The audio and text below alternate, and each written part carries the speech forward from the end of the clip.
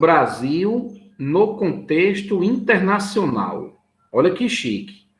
Brasil no contexto internacional. O que é que a gente vai ver? A gente vai procurar analisar o seguinte: como é que são as relações exteriores do Brasil? Quais são os organismos supranacionais que o Brasil faz parte? Quais são os blocos econômicos que o Brasil faz parte? Quais são os blocos políticos que o Brasil faz parte? Certo? Então, é isso que a gente vai falar na aula de hoje. Então, eu peço que você, se possível, pegue seu caderno. Beleza? Pegue seu caderno.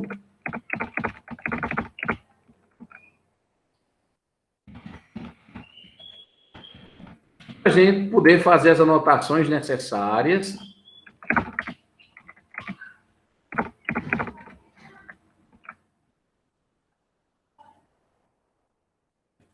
Beleza? Esse assunto também, exatamente, Ana Clara, todos os transportes, certo? Então, esse assunto também, ele nos permite a gente trabalhar a atualidade, certo? Então, para começar, eu queria fazer uma pergunta a vocês, olha. Olha só, o que são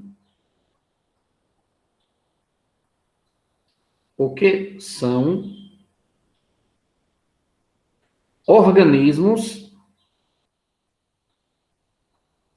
internacionais ou supranacionais? Certo? Esse é o nosso ponto de partida.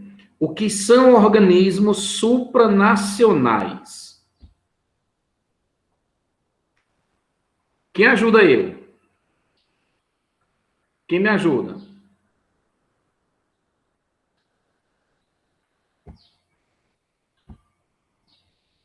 Eita, ó. Vocês viram esse assunto na primeira série do ensino médio, ano passado. E principalmente no 9º ano.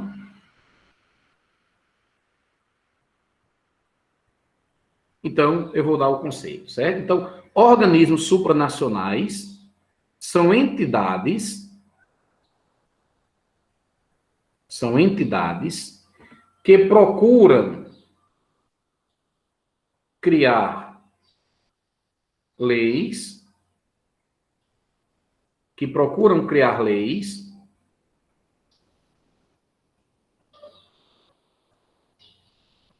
ajeitando aqui, né? Procuram criar leis para harmonizar a ordem internacional. Pronto. Então, organismos supranacionais são entidades que procuram criar leis para fazer com que essas leis possam gerar uma harmonia internacional. Exemplo. Galerinha, você já pensou se não tivesse uma lei internacional para tratar de bomba atômica? Poderia ou não poderia o mundo estar em caos uma hora dessa? Seria um caos, né? Vou dar outro exemplo. Imagine se não tivesse uma lei para regular o comércio mundial. O comércio seria um caos.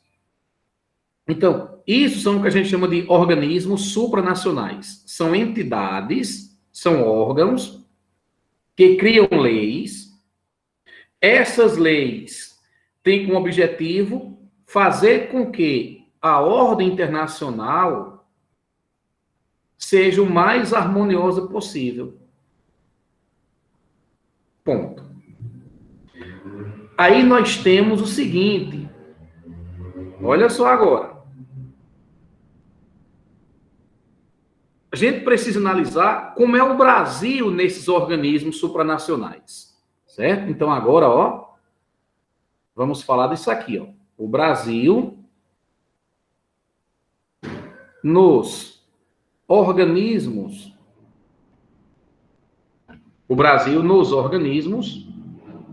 supranacionais. Pronto. O Brasil nos organismos supranacionais.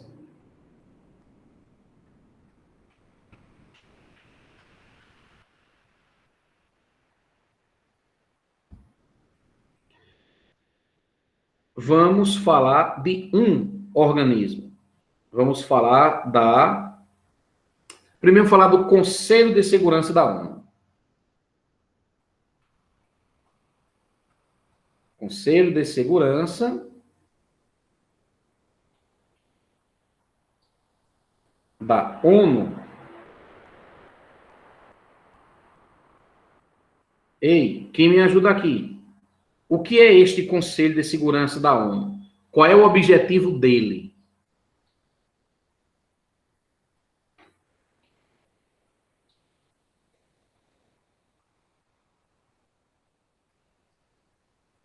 Me socorra. Olha, temos algumas coisas aqui.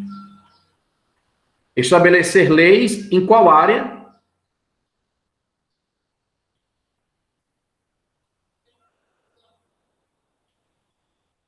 Isso, Ana Virgínia, perfeito.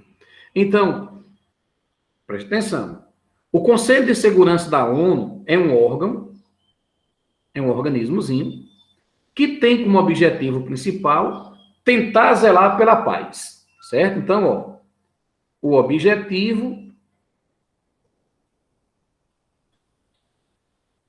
deste órgão ou deste conselho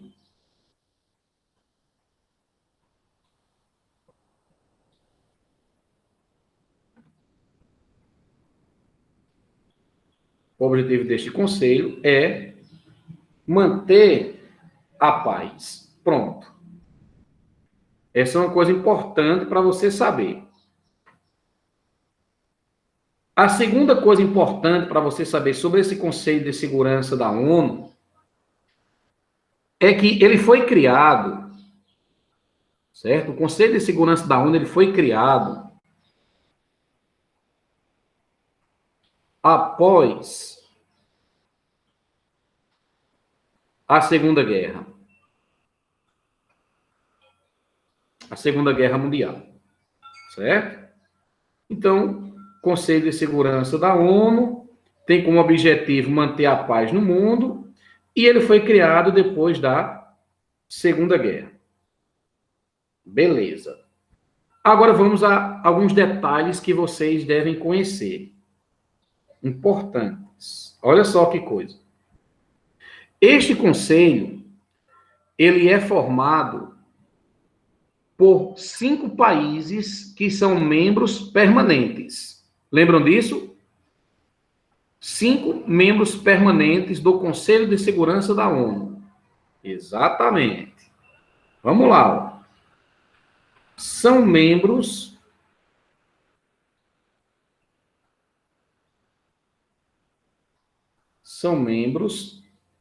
permanentes. Vou colocar até de letra maiúscula aqui. Então, ó, são membros permanentes do Conselho de Segurança. Vou só chamar CS. São membros permanentes do Conselho de Segurança da ONU. Olá. Vamos ver quais são os países. Vocês estão lembrados disso? Olha só. Você tem Estados Unidos. Estados Unidos. Aí, Rússia. Estados Unidos. Rússia. Quem mais? Quem se lembrar vai colocando no bate-papo, certo? Estados Unidos, Rússia. França,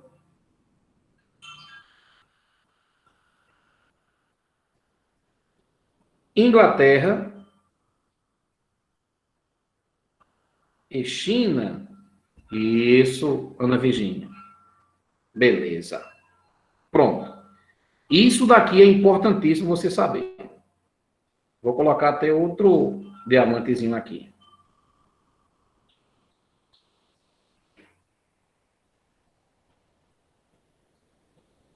Pessoal, agora vem uma coisa muito importante.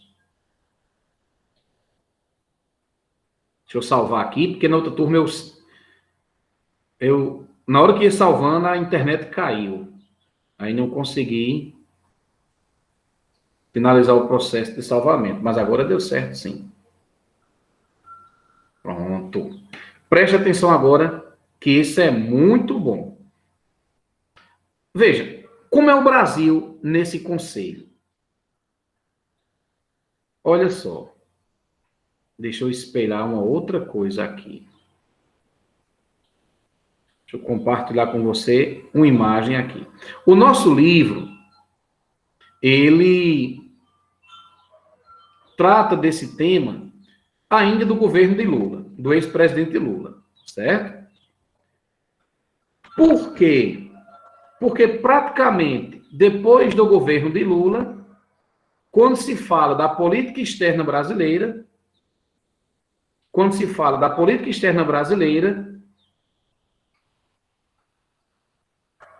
praticamente a gente parou no tempo. Ou melhor, antes tivesse parado no tempo. A gente praticamente abandonou a nossa política externa no governo de Dilma e no governo de Jair Bolsonaro. Eu vou explicar o porquê. Vamos lá.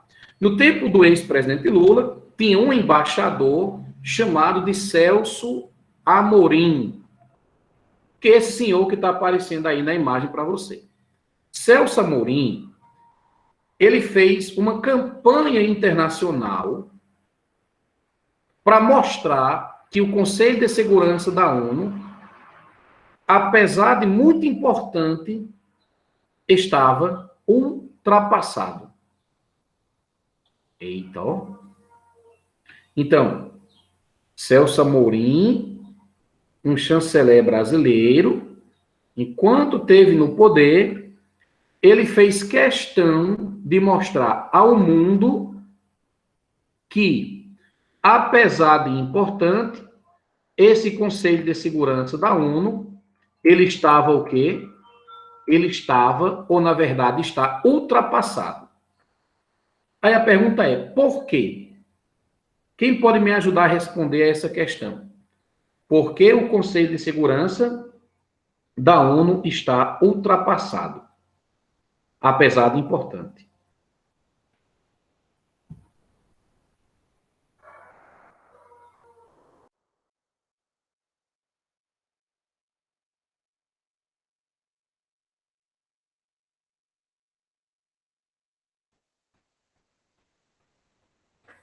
Ideias antigas, por, sem renovar as leis. Ó, estamos chegando, estamos chegando. O motivo, pessoal, principal é o seguinte. Veja, o órgão foi criado quando?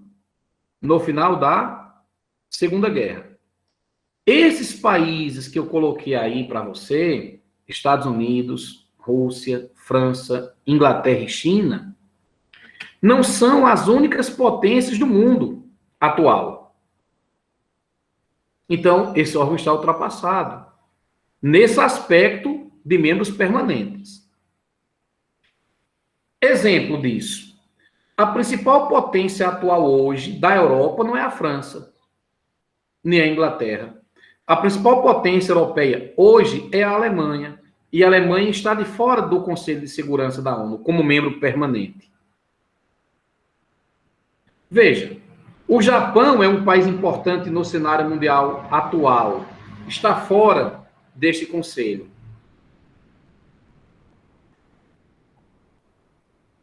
Brasil, Índia, são países importantes no cenário internacional, na última década, principalmente. Estão fora deste conselho. Então, cuidado com isso. Qual é a relação do Brasil com o Conselho de Segurança da ONU? Durante muito tempo, o Brasil fez um movimento para entrar neste conselho. No Conselho de Segurança da ONU, como membro permanente. Qual a importância desse conselho, pessoal? E aí, qual a importância deste conselho? Beleza, é a questão de evitar guerras, é a questão de manter a paz no mundo. E esses 5 membros permanentes, o que eles têm de importante?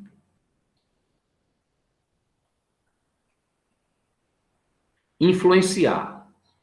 É por aí a resposta. É por aí a resposta. Influenciar em várias áreas. Poder, pronto. Poder. Poder de quê?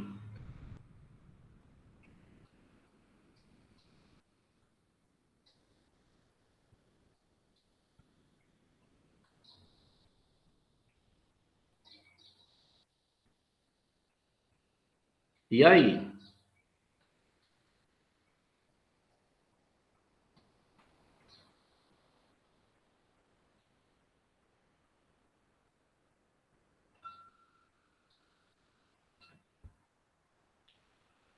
Olha só, o poder principal desse Conselho de Segurança é justamente isso aqui, ó. É que eles possuem direito a veto. Vamos colocar essa observaçãozinha no nosso material, certo? Olha só, observação. Estes países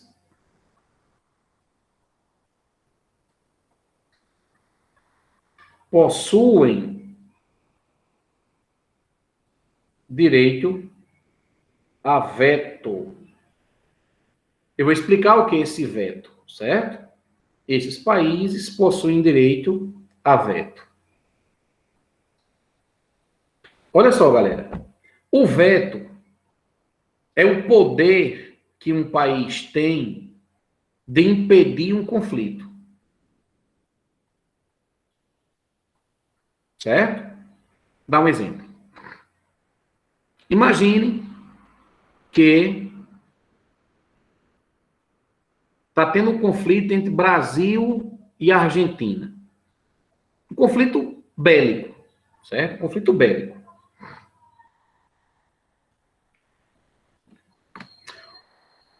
Ou ainda não é nem um conflito bélico. Está tendo um conflito muito grande que está descampando para o conflito bélico. Está descampando para o fight mesmo. Qual é o objetivo do Conselho de Segurança da ONU? O Conselho de Segurança da ONU vai se reunir, ou seja, Estados Unidos, Rússia, Inglaterra, China e França vão se unir e vão ver o que podem fazer.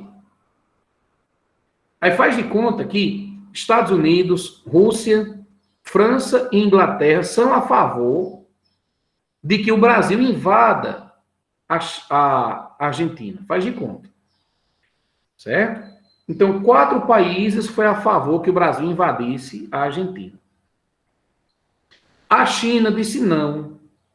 A China vai dizer não. O Brasil não pode invadir a Argentina não pode invadir o Brasil. Vamos resolver isso de outra maneira. A China, sozinha, teve o poder de vetar o conflito. Então, o que é que Celso Amorim dizia? Aquele senhor que eu mostrei anteriormente. Ele dizia que esse órgão, o Conselho de Segurança da ONU, é muito importante para ter apenas as potências do tempo da Segunda Guerra Mundial. Não ter as potências atuais. Isso é uma coisa tão importante, infelizmente não se fala tanto hoje, mas é alguma coisa tão importante, esse Conselho de Segurança da ONU, que se criou um bloco chamado de G4. que não é os países, como é o da Libertadores, não, certo? O G4 é, na verdade, eu vou sair aqui, certo? Vou mostrar uma outra imagem aqui para vocês. O G4 é, na verdade, deixa eu tirar o espelhamento dessa e colocar outro. Vamos lá. Pronto, G4 aqui, ó. O G4 é, na verdade,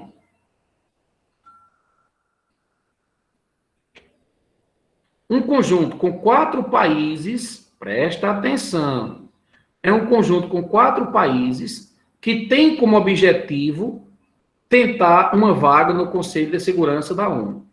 São esses 4 aí que você observa no mapa. Você tem Brasil, certo? Aqui, ó, Brasil. Aí você tem Alemanha, você tem Índia e o Japão. São 4 países que tentaram, hoje nem tanto, entrar no Conselho de Segurança da ONU. O Brasil, por exemplo, fez o quê?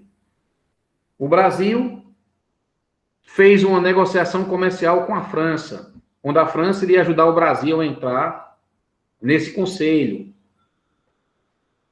O Brasil ia comprar caça-avião e submarino nuclear da França. Em contrapartida, a França iria ajudar a gente. O Brasil reconheceu a China como economia de mercado na OMC. Aí a China iria ajudar o Brasil a entrar nesse conselho. Pronto. Certo? Então essa é a relação do Brasil com este órgão. Falo de novo, sim.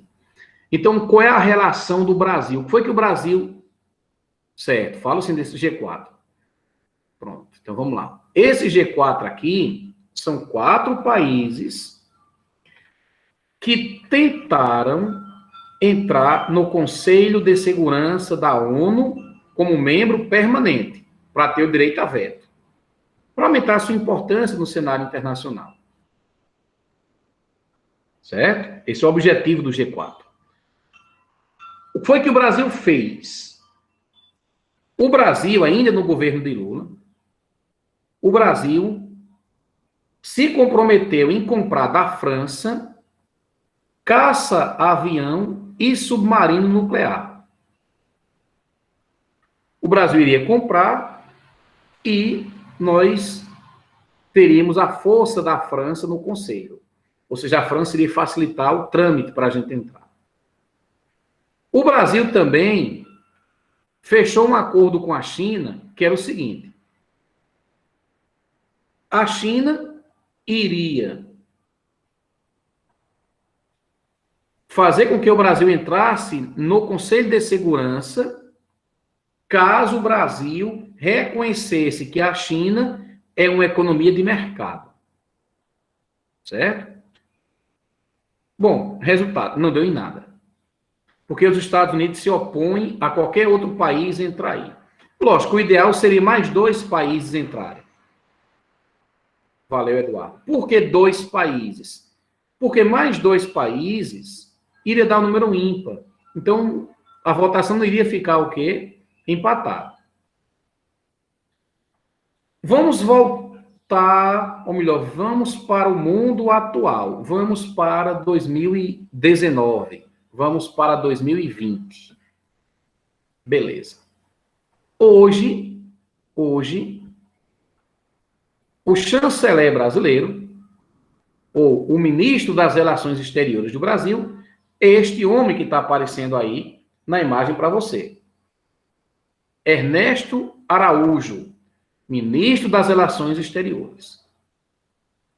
Eu não sei se vocês estão lembrados, mas no início do governo do presidente atual, o ministro das Relações Exteriores, o chanceler, iria ser o filho do presidente, um dos filhos do presidente. Deu até aquela confusão de que o máximo que ele já tinha feito era hambúrguer. Teve um rolo aí. E ele não tinha nenhuma formação na área. Mas não importa, esse é o cara aí. Esse é o ministro. Ele deveria ser o cara, mas ele não é. O que é que acontece hoje nas relações exteriores do Brasil? É que nós fizemos a opção em ser um país submisso aos Estados Unidos. Eu disse e vou repetir.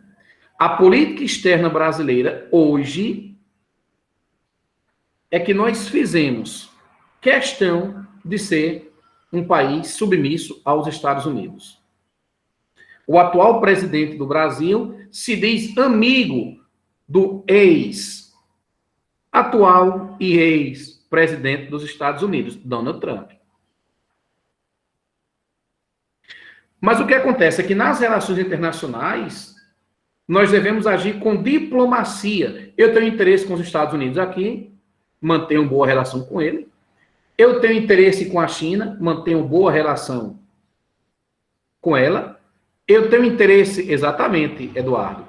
Eu tenho um bom interesse na Rússia, vou manter boa relação com a Rússia. Tenho interesse na Alemanha, vou manter boa relação com a Alemanha. Não é o caso do Brasil atualmente. A política externa brasileira está vinculada aos interesses dos Estados Unidos. Basta lembrar, e aí tem pontos positivos nisso, infelizmente não é o tema da nossa aula, mas vou dar um exemplo. Basta lembrar que o Brasil cedeu a base de Alcântara, no Maranhão, para os Estados Unidos. Basta lembrar, sendo mais atual agora, inclusive foi uma aula que eu dei com Doraci aos meninos do primeiro ano, recentemente. Basta lembrar a polêmica da internet 5G. Olha só. Veja só. 2 países hoje brigam aí na tecnologia 5G. China e Estados Unidos. O Brasil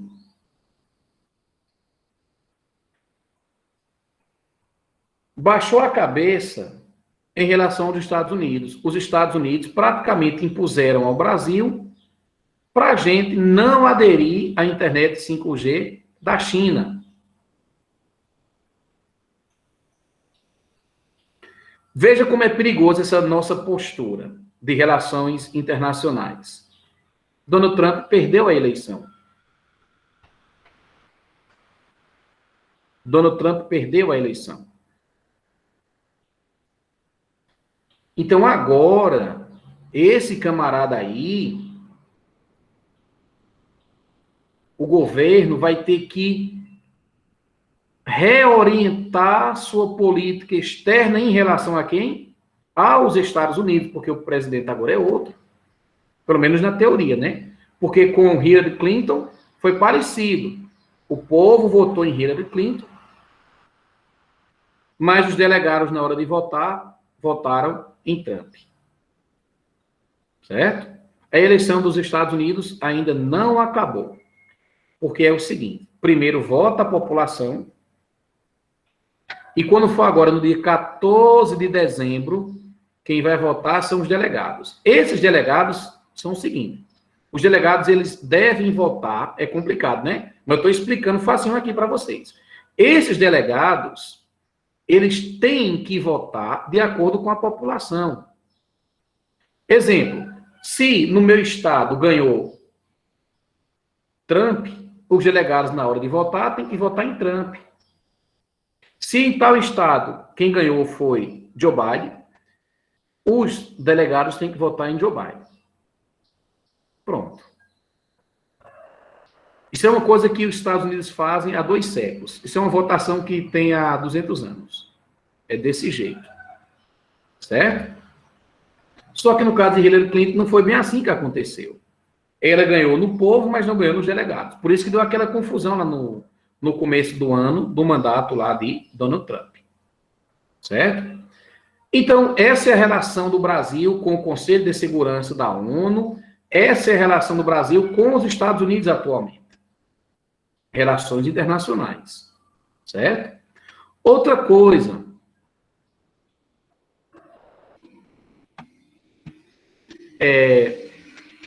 Algumas pessoas perguntam, professor, por que eles não votam na urna eletrônica? É incrível, né, pessoal? No país do Google, não se tem urna eletrônica. São várias as razões para isso. Inclusive, tem estados lá nos Estados Unidos que eles só votam pela cédula. Não só pela cédula, são votos pelo correio. Só tem votação pelo correio. Certo? Nessa eleição dos Estados Unidos, acontece uma parada interessante que é a seguinte. Em muitos estados, eles não votam apenas para presidente. Além de votarem para presidente, vota para senadores, para deputados. Eles votam também para saber quem vai ser determinados ministros. Por isso que tem aquela folha bem grandona, uma folha A4. E cada estado tem a sua regra. Em um estado pode ser votado de tanto a tanto, em outro pode ser votado de tal data a outra data. Um é voto só pelo correio, o outro não. Exatamente, Ana Virgínia. Essa é a questão dos estados. Cada estado coloca o quê? As suas regras. Então, a questão aí não é porque a eleição via urna eletrônica pode ser fraudada, não. É exatamente, Roselu, você é desmantê-lo. É desmantê-lo. Eu não vi, não, essa Ana Virgínia. Eu vou até procurar. Ana Virgínia está colocando que teve um estado que mudou até a bandeira agora nas eleições. Para você ver, não é? O nível de complexidade e também de desmantelo, como muito bem caracterizou Rosa Lúcia. Certo? Pronto. Está aí as relações exteriores do Brasil, no governo de Lula e no atual governo. Certo? Vamos mudar o nosso foco agora. Deixa eu tirar aqui esse espelhamento desse senhor. Pessoal, e o perigoso dessa história toda, dessa eleição agora nos Estados Unidos, é que o Brasil se tornou meio que um pária das relações internacionais. Olha só, assim que saiu a apuração nos votos populares, que a mídia nos Estados Unidos é quem divulga, porque lá não tem TSE, assim que saiu o resultado, quando Joe Biden conseguiu lá os 270 delegados, isso é uma projeção, a Inglaterra se posicionou, deu parabéns ao presidente eleito, a Alemanha fez a mesma coisa, o Canadá fez a mesma coisa.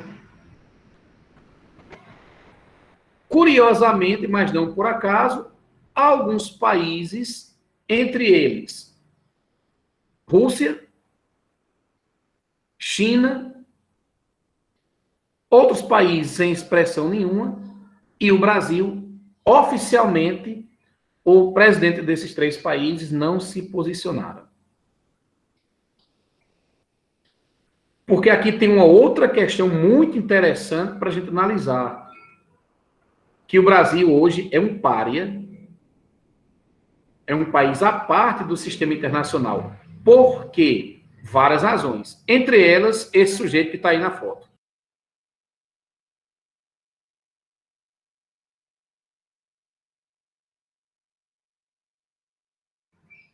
Esse camarada Ricardo Salles é o quê, galera?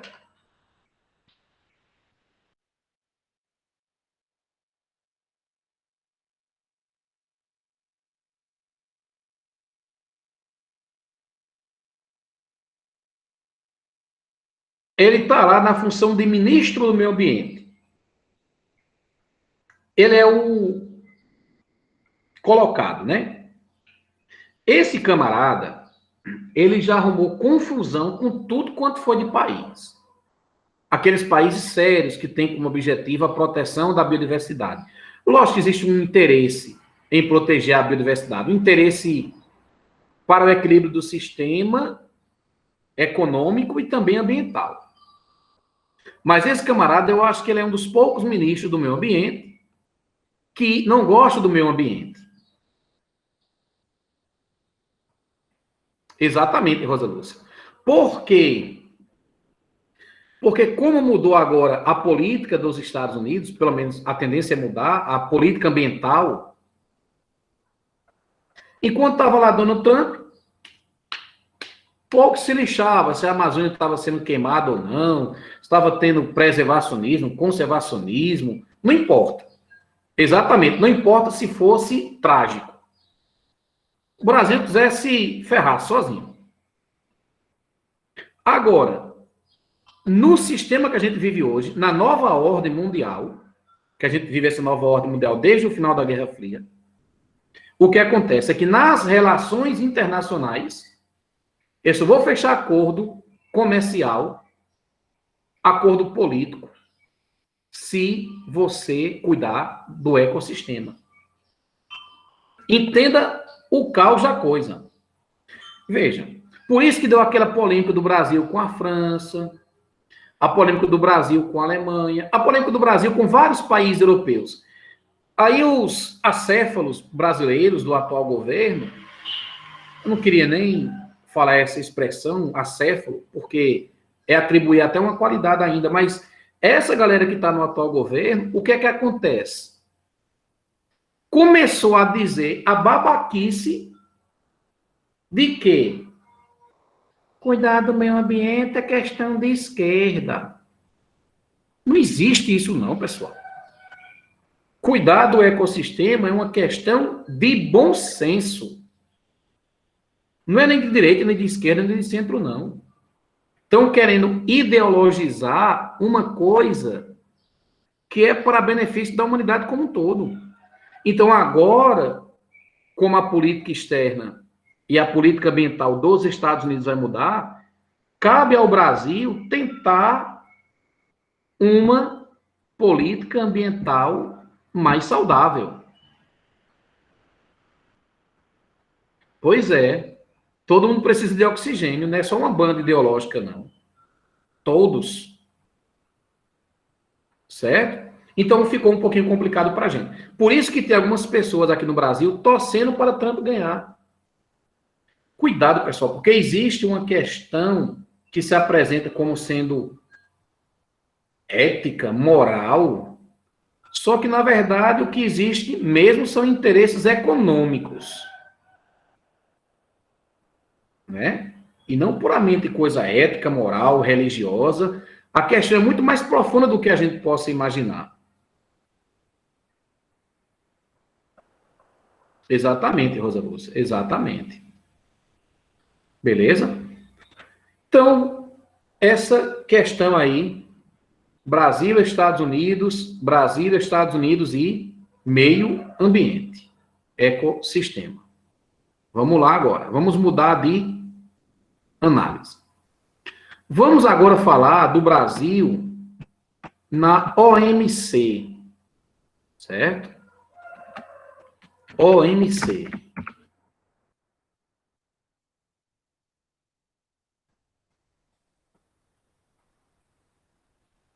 OMC, Organização Mundial do Comércio. Preste atenção nisso aí. OMC, Organização Mundial do Comércio. Eu vou sair dessa tela aqui e vou para o iPad, para poder compartilhar com vocês aquele aplicativo que eu estava escrevendo. Deixa eu achar aqui. Vamos lá.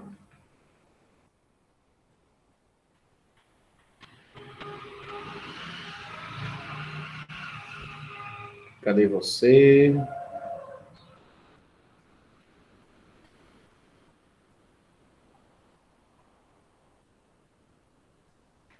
Então, vamos colocar agora Brasil na OMC. Brasil na OMC.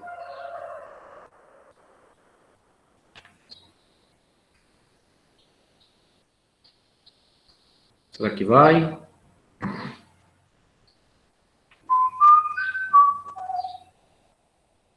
Chega, abençoado, apareça.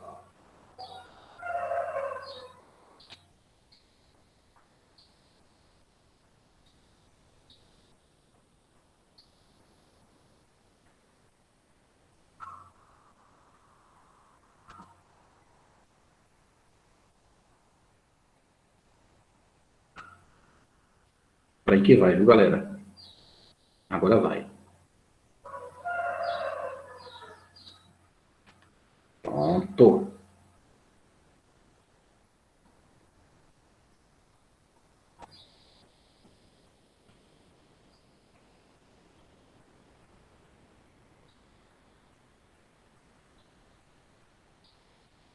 Então vamos agora falar sobre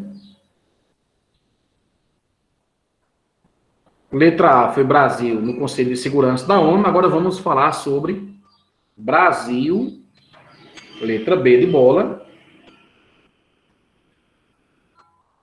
Brasil na OMC.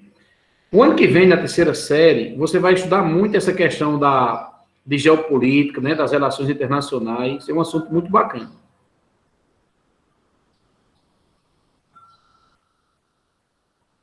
Pessoal, OMC, Organização Mundial do Comércio.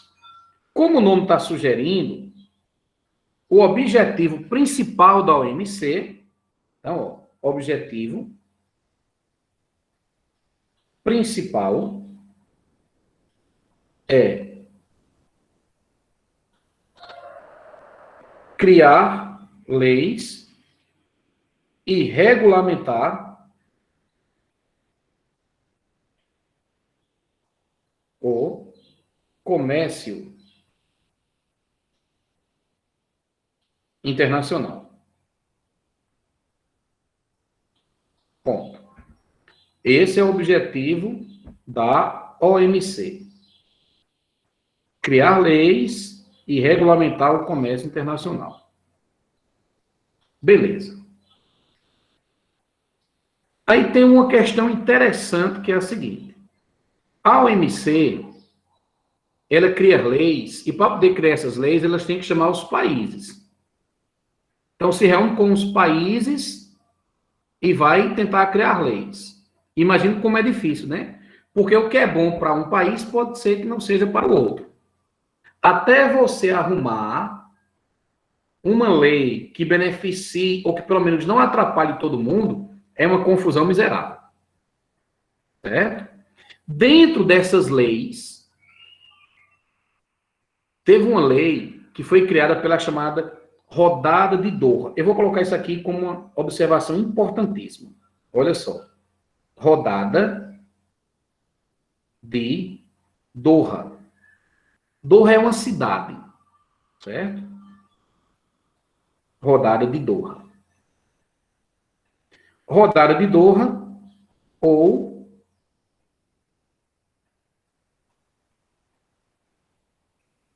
vou botar assim que é melhor. Rodada, entre parênteses. Negociação.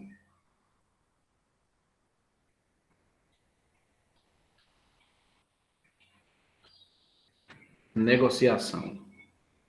Exatamente, Rosa Lúcia. Na questão que a gente falou sobre a agricultura, principalmente. Perfeito. Rodada de Doha ou negociação de Doha. Pronto. Olha só, existe uma reunião que ficou conhecida como Rodada de Doha. Objetivo dessa reunião.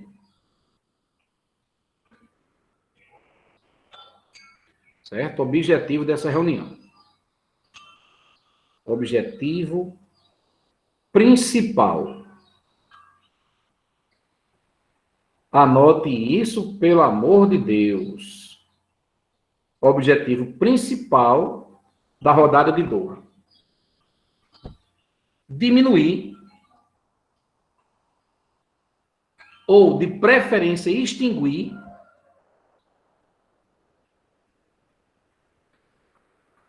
os subsídios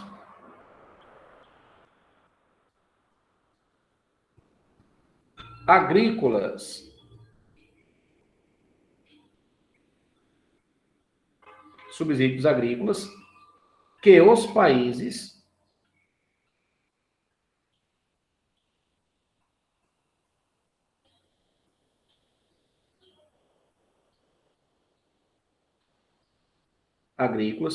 que os países ricos oferecem a sua agricultura. Esse é o objetivo da chamada rodada de Doha. Fazer com que os países ricos parassem de subsidiar a sua agricultura internamente. Rosa Lúcia coloca aí que já estudaram esse assunto. Lembre-se, pessoal, é o seguinte, veja, imagine que você aí é agricultor, e eu também sou agricultor. Só que o Estado, só que o teu governo, o teu país, te ajuda a produzir. E no meu país, o governo não me ajuda a produzir, não. No final das contas, é o seguinte, se no teu país o governo te ajuda a produzir, o teu produto vai sair mais barato do que o meu. Você vai ter menos gastos para produzir, porque o governo está cobrindo os gastos. Aí, na hora que nós vamos vender os nossos produtos agrícolas, o que é que vai acontecer? O mercado internacional vai preferir comprar o seu produto, porque o seu produto está mais barato. O meu está caro. Por quê? Porque eu não recebi subsídio. Eu não recebi nenhuma ajuda. Eu mesmo tive que investir na minha produção. E para poder eu tirar pelo menos o meu lucro, eu preciso fazer com que o preço do produto seja um pouco mais elevado. Então, o objetivo da rodada de Doha é fazer com que os países ricos não subsidiem a sua agricultura internamente. Porque quando eles vão subsidiar a sua agricultura internamente, eles prejudicam as exportações dos países pobres. Vamos anotar isso. Certo? Vamos anotar isso aqui. Os países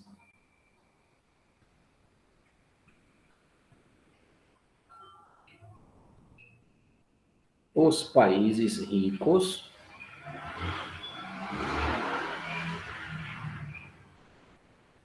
ao subsidiarem sua agricultura internamente,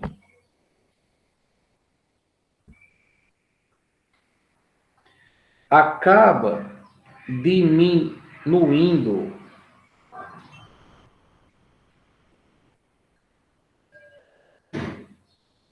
acaba diminuindo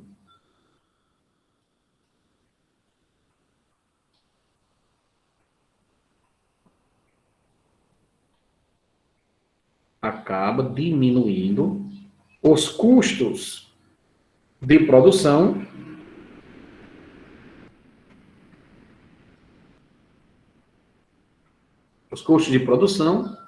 de seus agricultores. Ponto.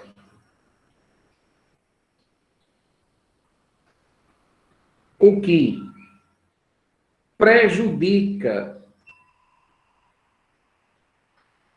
as exportações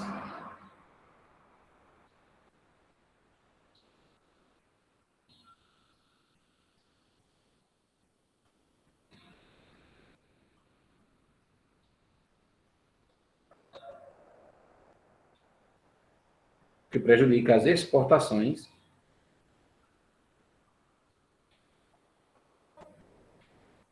Oxe, que prejudica as exportações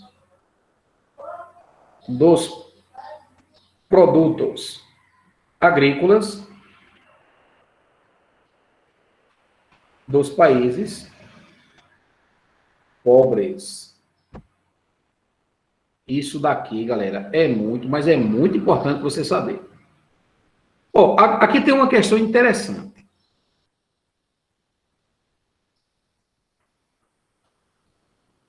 Vou tirar um print aqui dessa tela.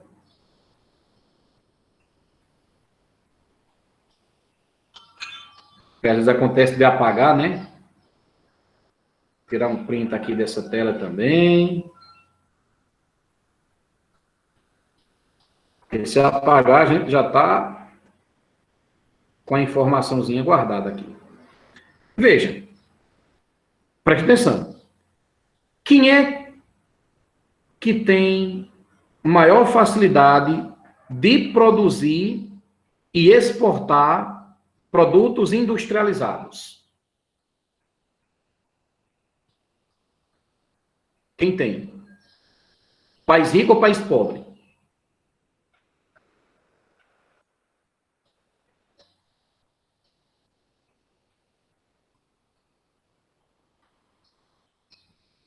Os países ricos, exatamente, Zé.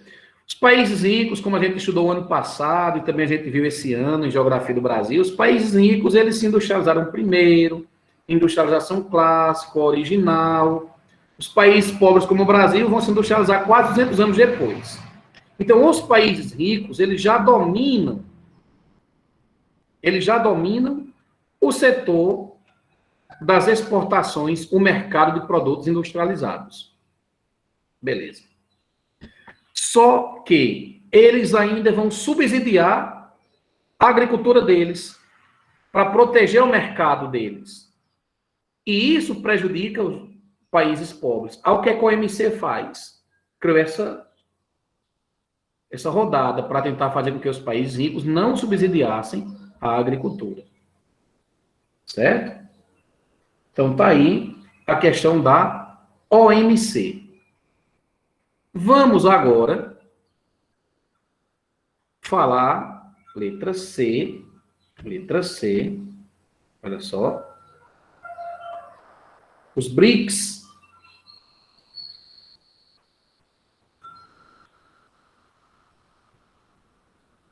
Letra C, vamos falar dos BRICS, certo?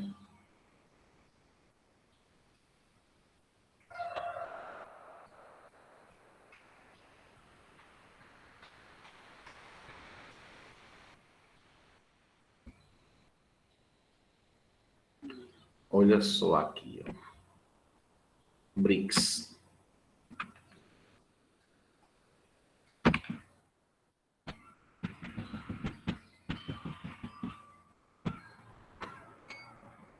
Deixa eu achar aqui os slides sobre os BRICS, certo? Eu vou sair dessa tela, parar de compartilhar.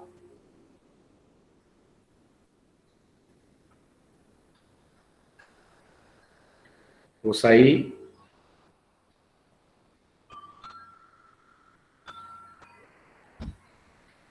E agora vamos.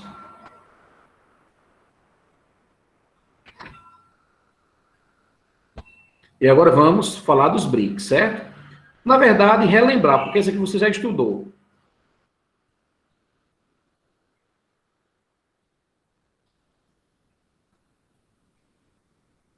Pronto.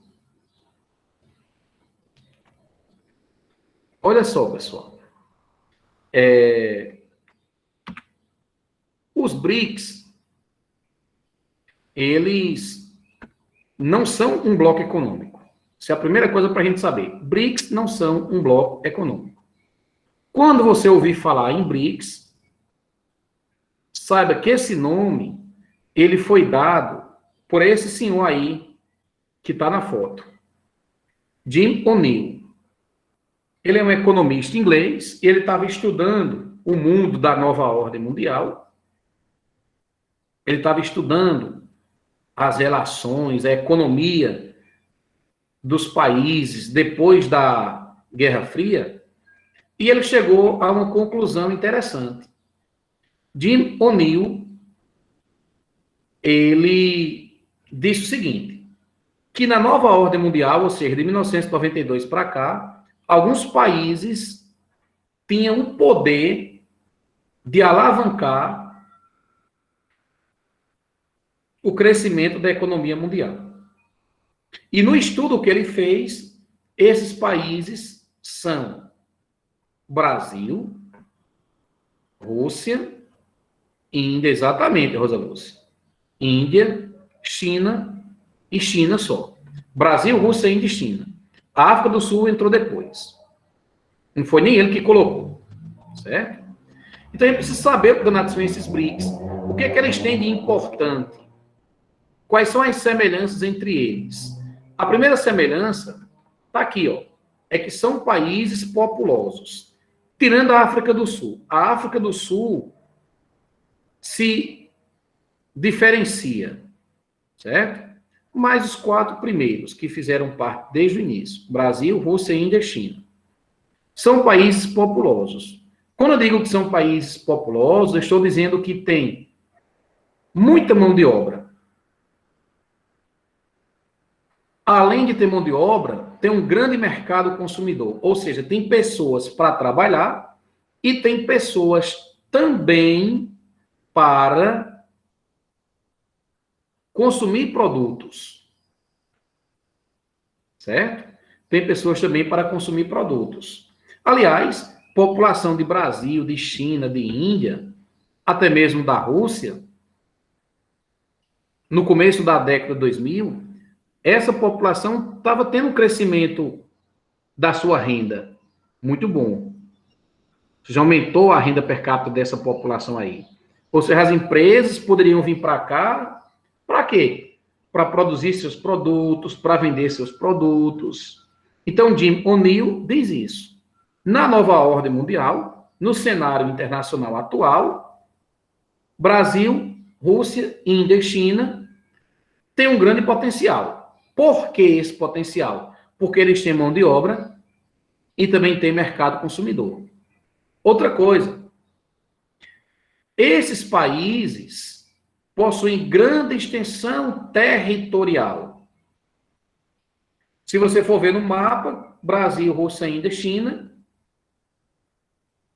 o tamanho do território deles é uma coisa incrível. Estão entre os maiores em território, diga-se de passagem, né? E esse território tem algumas coisas de recursos naturais. Exemplo, vou falar daqui a pouquinho mais apropriadamente, né? A Rússia tem gás natural. O Brasil tem aí uma agricultura que pode ser considerada, não só a agricultura, mas principalmente a questão agrícola, como a gente já viu na aula, em aulas anteriores, né? E também, como eu tinha falado lá no início, esses países dos BRICS têm o poder de fazer com que a economia mundial cresça. Vamos pegar agora, olha aí o tamanho do território que eu estava dizendo, né? Ó, realmente grande extensão territorial, exceto a África do Sul. Ó, uma projeção econômica aí, ó. Ou melhor, o crescimento econômico que os países tiveram em 2008, segundo trimestre. A economia dos Estados Unidos cresceu 2,2%, a do Japão apenas 0,5%, a da Alemanha apenas 1,4%, a da França 1,2%, a do Reino Unido 1,4%. Vamos ver agora a economia dos BRICS. China, 9,3%. Índia, 7,9%. Rússia, 6,8%. Brasil aí cresceu menos, cresceu 4,8%.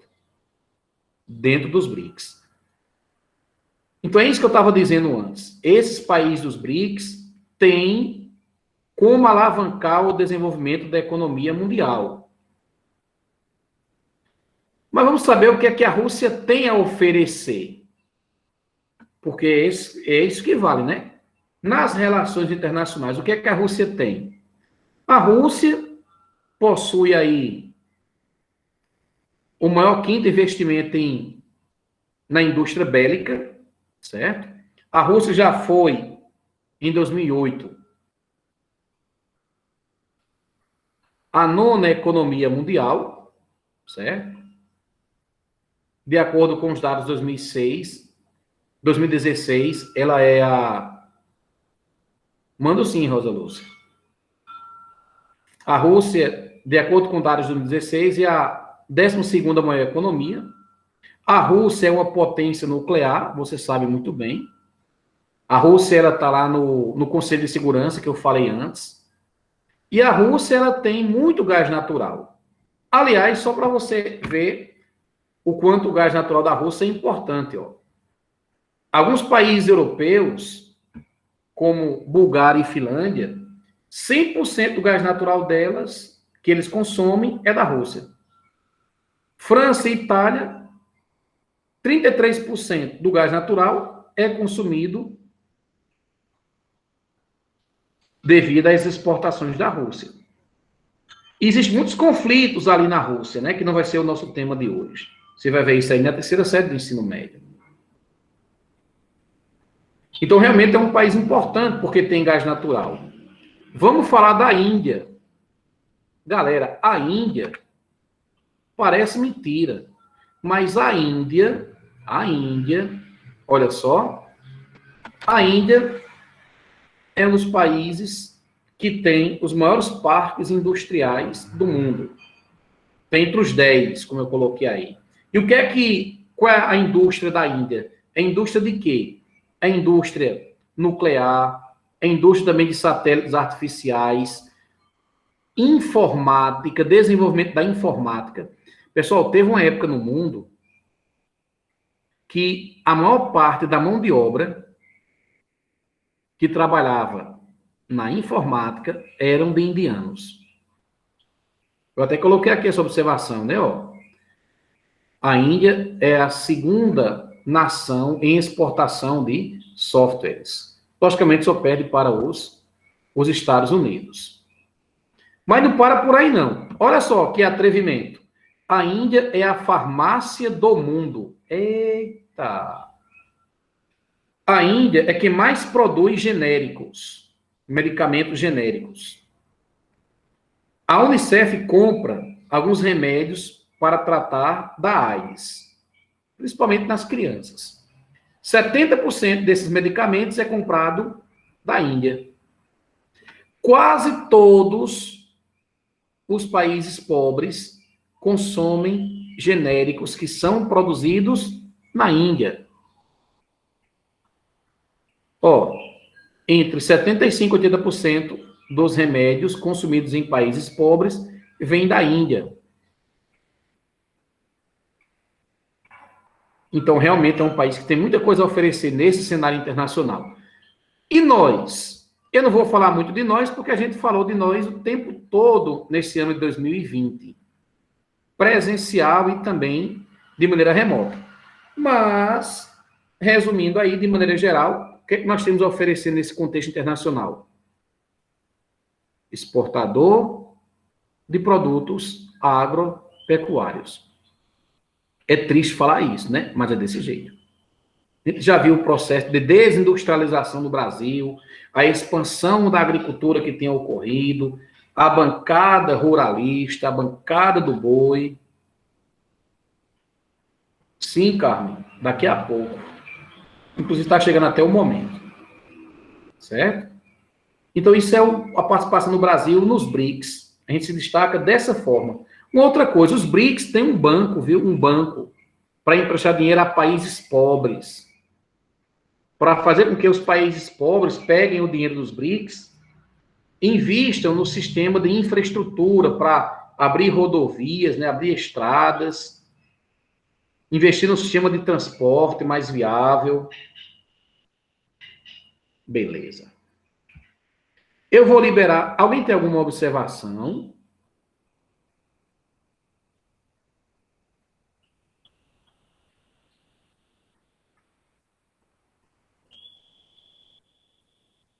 Alguma colocação? Se bem que vocês estavam fazendo a colocação ao longo da aula mesmo, né? Mas se alguém tiver alguma coisa a dizer, sinta-se à vontade. Tá tudo beleza?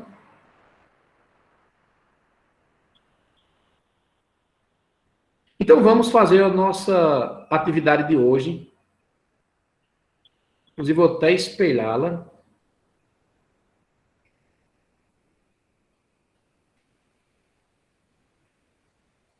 Olha só que bonitinha a atividade. Ó, essa primeira questão, quem pode ler para a gente o enunciado? Chegou aí, pessoal?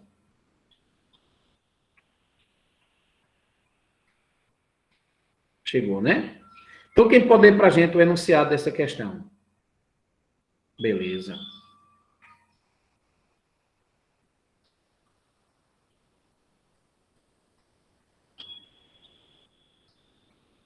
Ninguém pode. Ninguém pode.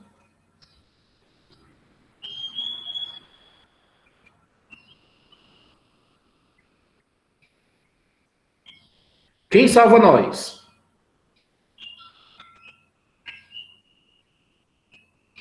Ok, Ana Virginia. Beleza. Tranquilo. Posso, professor? O senhor não Então está me vamos lá? escutando? Muito bem, por sinal. Certo. Observe a matéria. O Brasil ganhou na Organização Mundial do Comércio, OMC, em novembro do ano passado, a autorização para retaliar os Estados Unidos num valor de 829 milhões, 1,4 bilhão. Comentando a resistência dos Estados Unidos em acatarem a decisão da OMC, o presidente Luiz Inácio Lula da Silva afirmou que tal postura levará o Brasil a adotar retaliações autorizadas pela OMC.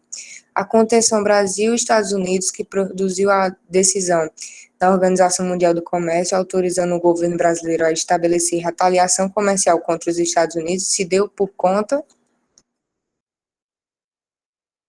Beleza, Moral. Obrigado aí pela leitura. Aqui uma observação, né? Olha só, é uma questão de atualidade da época. Inclusive, eu tirei do nosso PH. A resposta dessa questão é a letra B de bola. O que aconteceu aí na época foi o seguinte, é que os Estados Unidos estavam subsidiando os produtores de algodão, o que prejudicou o interesse do Brasil. Algo foi que aconteceu?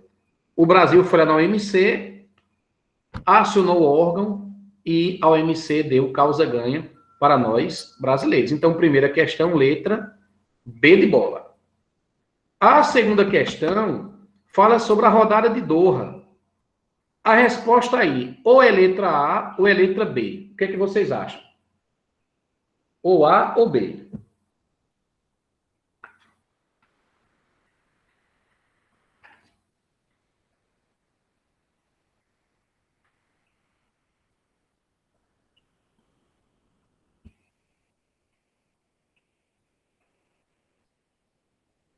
É a questão que fala da OMC, da rodada de Doha. Exatamente, galera. Resposta correta, letra A. A letra A diz o seguinte, ó, a atuação de países como Brasil e Índia que negociam para reduzir o protecionismo e os subsídios no setor agropecuário dos países ricos. Aliás, isso é o que a gente chama de rodada de Doha. Brasil e Índia, na verdade, o que eu ia dizer, cuidado, Brasil e Índia lideram o G20. O G20 é um grupo com 20 países que tem como objetivo principal fazer com que os países ricos não subsidiem sua agricultura. O objetivo do G20, entre outros, né? Fazer com que os países ricos não subsidiem a sua agricultura. Ou seja, forçar para que a rodada de Doha seja colocada em prática. Então, resposta correta aí, letra A. Questãozinha de número 3. Questão número 3 é sobre o G20. E também sobre os BRICS. Aí é simples, né? Qual é a resposta dela? Qual a importância dos BRICS?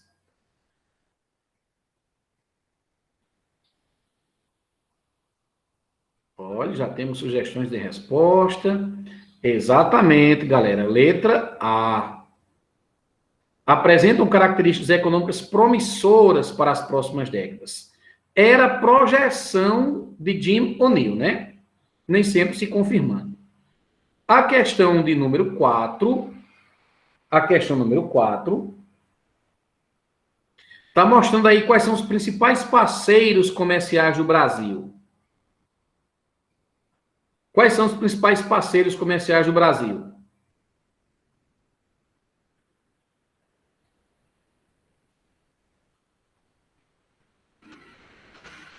O Brasil mantém relações comerciais com quais?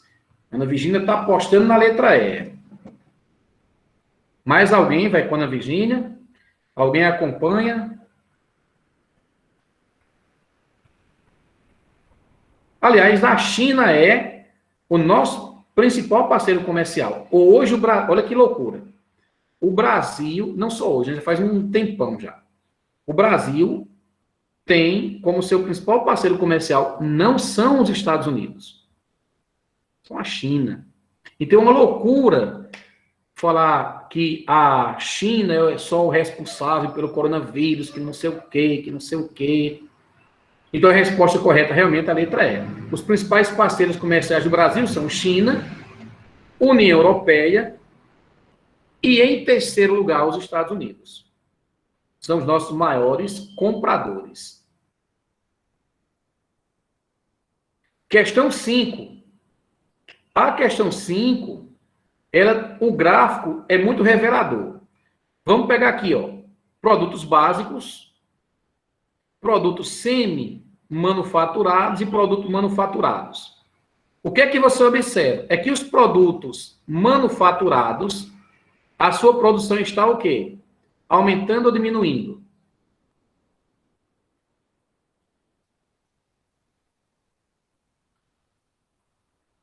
O que tem acontecido é que os produtos manufaturados, a produção deles tem diminuído.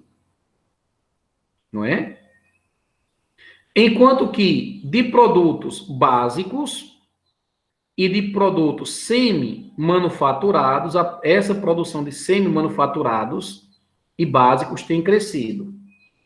Em outras palavras, o que tem acontecido no Brasil é o quê? É que está diminuindo a produção de produtos de alto valor agregado, de produtos industrializados, com mais tecnologia, está diminuindo. E os outros têm o quê? Tem crescido. Está se fortalecendo o setor primário da nossa economia. Misericórdia. Já discutimos pontos positivos e negativos disso faz um tempão. Qual é a resposta dessa questão, portanto? Exatamente. Letra C. Questão 5, letra C. Muito bem.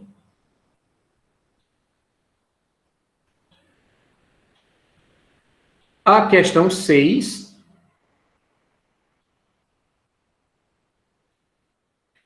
Quem pode ler para a gente encerrar?